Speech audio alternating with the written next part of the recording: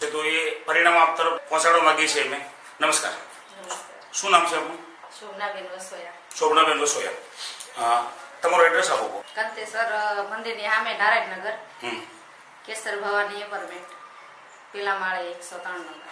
અચ્છા. સૌરાષ્ટ્રનું ગામ તમારું કયું છે? ઘોઘાવદર. તાલુકો? તાલુકો જિલ્લો રાજકોટ, તાલુકો મુન્દ્રા. ઓકે. આ તમારું સૌરાષ્ટ્રનું એડ્રેસ છે. હવે વાત કરો તમારા પ્રોબ્લેમની. શું તકલીફ હતી તમને? પ્રોબ્લેમમાં મને ગોઠાનો દુખાવો હતો, 2 હાથના દુખાવા હતા, અને B12 ઘટતું હતું, માથાનો દુખાવો, કમરનો દુખાવો, હોજા ચડી જાય, શરીર બહુ હોજી જતું. હા. તો આના માટે આપણે દવા ક્યાં ક્યાં લીધેલી છે? દવા તો બધી ઘણી જગ્યાએ જ લીધી, દેશી દવા એટલી કરી, અને અલગ અલગ ડોક્ટરને બતાવ્યા, પૂજા હોસ્પિટલમાં બતાવ્યું. પછી બીજા કયા ડોક્ટરને બતાવેલું? હાડકા માટે અહીંયા સવાણી હોસ્પિટલ બતાવ્યું. અચ્છા, વેડ રોડ? હા, વિરાણીમાં બતાવ્યું. તો ત્યાં શું કીધેલું તમને? ત્યાં ઓપરેશન કરવાનું કીધું હતું મને. એટલે શું કીધેલું? નસ અહીંયા હોલ પાડી, કાપો પાડીને પછી ઓપરેશન કરવાની કે આ નસ દબાઈ છે કે, એટલે આ દુખાવો થાય છે તમને, કોણી ઉપર બહુ દુખાવો થતો. અચ્છા. અને પછી સોજા ચડે છે, એ સોજા કેટલા ટાઈમે ચડતા હતા? સોજા તો મને 7-8 વર્ષ ત્યાં રહેતા જ રોજના માટે. B12 ની બધી તકલીફ હતી ને, ડોક્ટર એવું કીધું કે એના હિસાબે સોજા ચડી જાય તમને. અચ્છા. પછી આ B12 ની શું સારવાર લેતા હતા તમે? B12 ના મને 6-8 મહિને 20-25 ઇન્જેક્શનનો કોર્સ કરવો પડતો. 6 થી 8 મહિના? 20 તો સાચા છે. અચ્છા. એકાત્રા તો એ B12 ઇન્જેક્શન તમે 8 વર્ષથી લેતા હતા, એમાં કોઈ ફાયદો થતો હતો તમને? નહીં, એમાં ફાયદો નહીં. મને 6 મહિને લઉં એટલે 6 મહિના સારું રહે એમ. પાછા લેવા પડે? પાછા લેવા પડે. પછી એ સિવાય તમે બીજું શું લીધું? એ સિવાય મેં મોદી કેર માંથી એમાં એક જ્યુસ આવે ને એક કેપ્સ્યુલ આવે.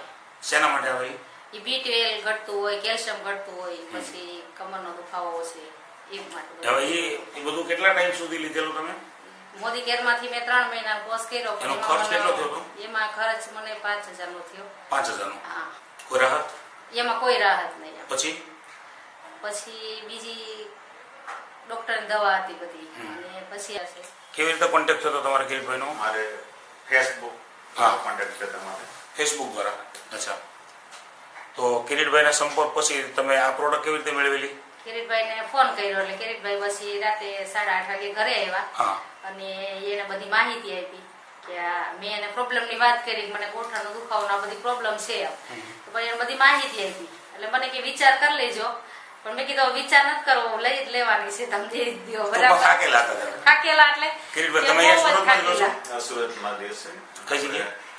નારાયણનગર પાસે ગોવિંદ સોસાયટી, વિભાગ 1, ઘર નંબર 13. આ તમારો એડ્રેસ છે? તો તમે એમનો કોન્ટેક્ટ કરીને પછી તમે પ્રોડક્ટ પહોંચાડી, બરાબર? એમ થાય કે શરીરમાં કઈ રોગ જ નથી. આ પ્રોડક્ટ શરૂ કરી હતી ત્યારે આમ કઈ થયેલું તમને? હા, એ પ્રોડક્ટ શરૂ કરી એટલે 3 ડબ્બા લીધા ને ત્યાં સુધી આમ થોડું ખારું લાગ્યું.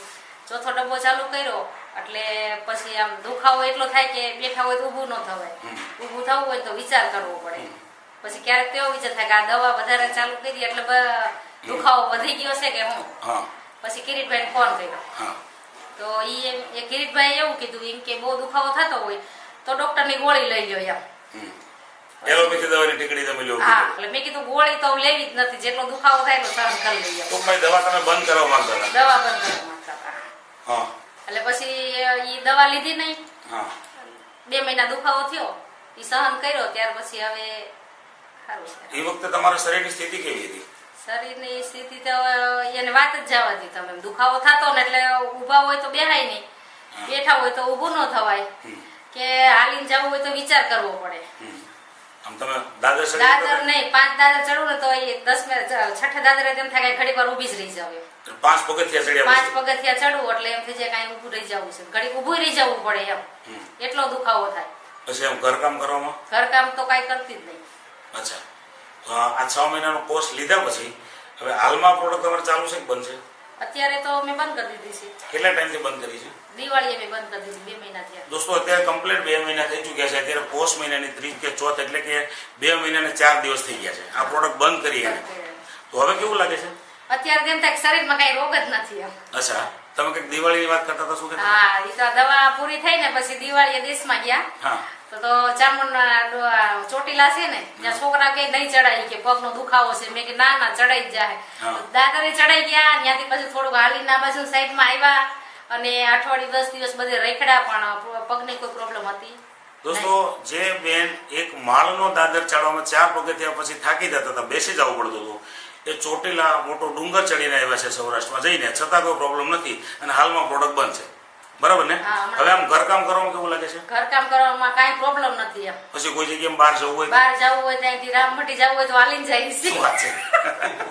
સરસ સરસ. તો કિરીટભાઈને તમે શું કહેવા માંગો છો? આ પ્રોડક્ટ તમને આપી છે એવી છે? કિરીટભાઈ ને એવું કહેવા માંગુ છું કે કિરીટભાઈ ને જયારે ફોન કર્યો ને ત્યારે ભગવાન બનીને આવ્યા અને અમારું બધું દુઃખ દૂર થઈ ગયું આ દવાથી એમ. અચ્છા અચ્છા, સરસ. તો કિરીટભાઈ તમારા માટે એકંદરે આમ ભગવાન હા, કહેવાય, એમ માનો છો ને? ભગવાન થઈ ગયા કે એ તો જે જાણકારી તમે આપી છે એ બદલ આપણો ખૂબ ખૂબ આભાર.